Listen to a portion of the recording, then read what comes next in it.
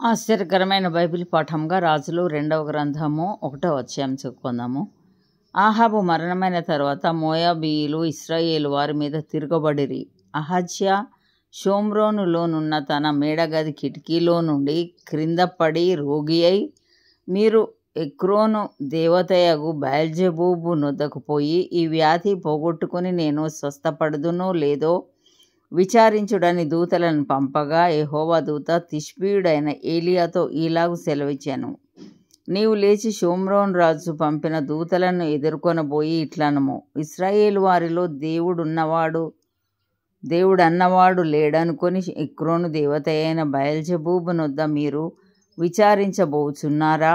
కాగా యెహోవా సెలవిచ్చినదేమనగా, నీవెక్కిన మంచము మీద నుండి దిగిరాకుండా నీవు నిశ్చయంగా మరణమవుదువు అని ఏలియా వారితో చెప్పి వెళ్ళిపోయాను.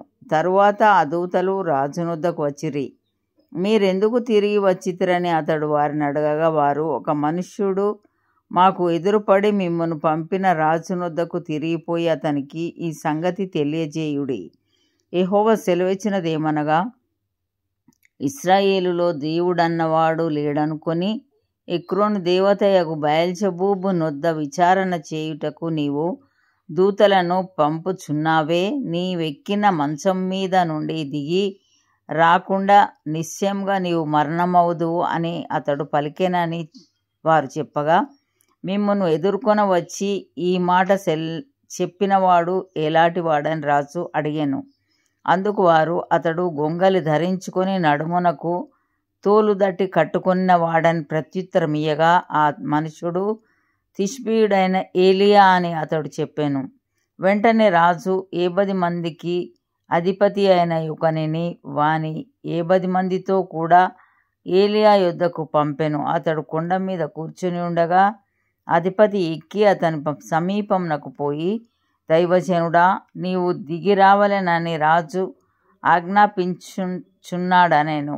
అందుకు ఏలియా, నేను దైవజనుడనైతే అగ్ని ఆకాశం నుండి దిగివచ్చి నిన్ను నీ 70 మందిని దహించునుగాక అని 70 మందికి అధిపతి అయిన వానితో చెప్పగా, అగ్ని ఆకాశం నుండి దిగి వాని 70 మందిని దహించెను. మరలా రాజు 70 మంది మీద అధిపతి అయిన మరి ఒకనిని వాని 70 మందితో కూడా పంపగా, వీడు వచ్చి, దైవజనుడా, త్వరగా దిగి రమ్మని రాజు ఆజ్ఞాపించుచున్నాడనెను.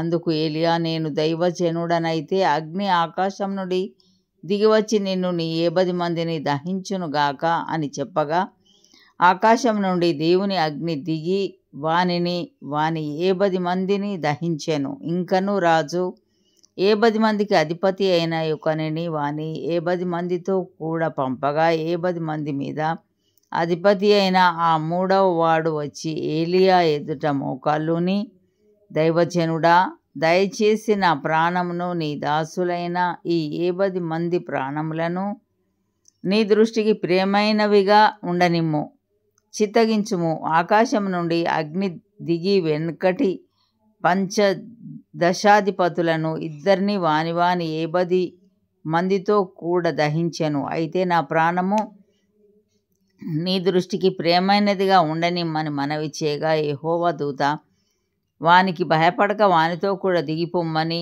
ఏలియాకు సెలవిచ్చాను గనుక అతడు లేచి వానితో కూడా రాజునొద్దకు వచ్చాను. అతడు వచ్చి రాజును చూచి విచారణ చేయుటకు ఇశ్రాయేలు వారి మధ్య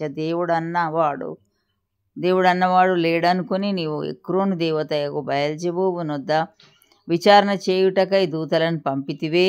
నీవెక్కిన మంచం మీద నుండి దిగిరాకుండా నిశ్చయంగా నీవు మరణమవుదువు అని చెప్పాను. ఏలియా ద్వారా యెహోవా సెలవిచ్చిన మాట ప్రకారం అతడు చనిపోయాను. అతనికి కుమారుడు లేనందున యూదా రాజైన యెహోషాపాతు కుమారుడైన యెహోరాము ఏలుబడిలో 2వ సంవత్సరమందు యెహోరాము అతనికి మారుగా రాజాయను. అహజ్యా చేసిన ఇతర కార్యములను గూర్చి ఇశ్రాయేలు రాజుల వృత్తాంతముల గ్రంథమందు వ్రాయబడి ఉన్నది. ఇంతటితో ఈ దినం కొరకైన బైబిల్ పాఠము సరి.